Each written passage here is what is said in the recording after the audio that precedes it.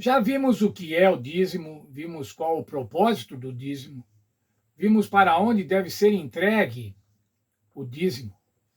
Mas a questão de hoje, irmãos, o estudo de hoje, leva a uma questão delicada, que se não for tomada com cuidado, pode virar uma questão de contabilidade, de contas, de saber o que deve e o que não deve. Como devemos dizimar? Sobre o lucro bruto? Sobre o bruto das nossas rendas? Ou sobre o lucro líquido, descontados os impostos? Meus irmãos, me parece uma discussão. Eu não sou teólogo, não pretendo também ensinar para os irmãos, pretendo aprender junto com os irmãos. Mas veja, irmãos, parece uma questão muito mesquinha. Para os que são empresários, para os que são autônomos, o lucro é fácil de pensar, deduzidas todas as despesas necessárias para o exercício da finalidade que ele tem, descontados os impostos, descontados os salários, os insumos, aí dá o lucro, então você dizima sobre o lucro. Mas para as pessoas físicas, para os assalariados que são pessoas físicas ou os assalariados que são pessoas jurídicas, como definir o que é renda bruta e como definir o que é líquido? Veja o que diz a nossa lição da Escola Sabatina na página 33. Estudos sobre os hábitos de doação revelam que a maioria dos adventistas devolve o dízimo sobre a renda bruta, ou seja, antes do desconto dos impostos. O dízimo deve ser calculado, agora estou lendo um texto do livro da Associação Geral, falando sobre dízimos. O dízimo deve ser calculado sobre a renda bruta do assalariado, antes das deduções requeridas por lei e outros descontos. Isso inclui impostos que provêm serviços e benefícios aos cidadãos. Contribuições para o INSS podem ser descontadas. Veja, irmãos, parece que aí é uma contradição. Os impostos não devem ser descontados, mas o INSS, que também é um imposto, deve ser descontado. O INSS é para prover aposentadoria, para prover assistência médica. Na verdade, é um seguro. E a própria declaração da associação diz assim, uns pode, outros não pode. Eu fico em dúvida. Confesso para os irmãos que eu fico em dúvida sobre este assunto. Agora, irmãos, uma coisa eu tenho certeza. O pacto do dízimo não é uma questão de contabilidade. A nossa pergunta não deve ser qual é o mínimo que eu tenho que dar? Qual é a menor importância onde eu devo aplicar os 10%? Mas a nossa indagação, irmãos, nosso propósito devia ser assim, como é que eu posso devolver mais?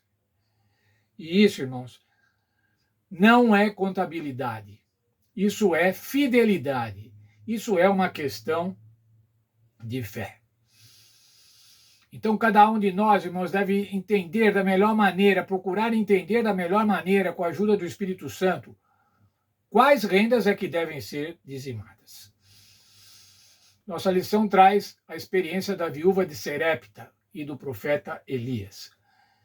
Havia uma grande seca, uma grande fome naquela região. E se você olhar lá no primeiro livro de Reis, capítulo 17, dos versos 9 a 19, Elias se apresenta diante daquela viúva e fala para ela, olha, faça um bolo para mim. E ela diz, na sua miséria, não tenho nada, eu só tenho o suficiente para fazer um pão para o meu filho e para mim, nós vamos comer e depois vamos aguardar a morte. Pobreza absoluta. E Elias diz a ela, não temas, sirva primeiro o profeta e daí você vai ser abençoada. Veja, por favor, dos versos 13 até o verso 16. Elias disse, não temas, vai, faze como disseste. Porém, faze primeiro para mim um bolo pequeno e trazemo aqui fora. Depois o farás para ti e para teu filho. Primeiro atenda o servo de Deus e depois faça para você e para o seu filho. Pois assim diz o Senhor, Deus de Israel, a farinha da panela não se acabará e o azeite da botija não faltará, até o dia em que o Senhor mandar chuva sobre a terra. Aquela fome era decorrente da seca, da chuva que o Senhor tinha impedido de vir por causa dos pecados de Acabe. Agora veja lá, irmãos, o que foi que ela fez? Foi ela e fez conforme a palavra de Elias, assim comeu ele e ela e sua casa muitos dias. Veja, irmãos, ela tinha farinha e azeite para fazer uma refeição. E a Bíblia diz agora que depois que ela atendeu a Elias, ela foi suprida por muitos dias. E o verso 16: da panela a farinha não se acabou, e da botija o azeite não faltou, conforme a palavra do Senhor falada por intermédio de Elias. Devolver a Deus, irmãos, dar para os filhos de Deus, dar para o ministério através do dízimo, não é contabilidade, é fidelidade, é honestidade, dar a Deus. E quando nós somos fiéis a Deus, irmãos, como já lemos nessa semana, vamos fazer isso com prazer, vamos fazer isso com alegria. Não vamos fazer com mesquinharia, falar, não, isso aqui eu não preciso dar dízimo, isso aqui não é, eu recebi, mas não é meu. Não é dessa forma. Veja o texto da nossa lição, da página 33. Como temos visto, cada um tem que decidir suas próprias contribuições, sendo deixado na liberdade de dar segundo se propôs em seu coração. Texto da senhora White no livro Testemunhos para a Igreja, volume 4, página 405. Conforme o seu coração. É assim que devemos ofertar, irmãos, é assim que devemos dizimar. 10% do que, conforme o nosso coração entender que deve ser. Não, mas isso eu gastei para trabalhar, ou isso é imposto. Você decide, irmãos. Não sou eu nem alguém que vai dizer para você, faça dessa forma.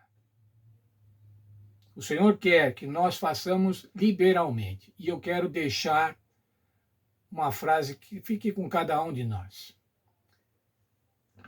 Dízimos e ofertas não é uma questão de contabilidade, é uma questão de fidelidade. Imagine, irmãos, se Deus estivesse enumerando todas as bênçãos que nos dá para depois cobrar. Eu dei isso. Quantas coisas, irmãos, nós recebemos sem perceber? Estamos respirando? Não estamos nem percebendo. Mas o Senhor está nos dando o ar. O Senhor nos está nos dando vida. Está nos dando saúde. Portanto, irmãos, cada um dê conforme o seu coração. Não roube a Deus. Não pense que você vai enganar a Deus, mas faça liberalmente conforme o teu coração. Deus abençoe a cada um de nós nas nossas decisões financeiras, nas nossas decisões de administração dos recursos que Deus nos tem dado tão graciosamente.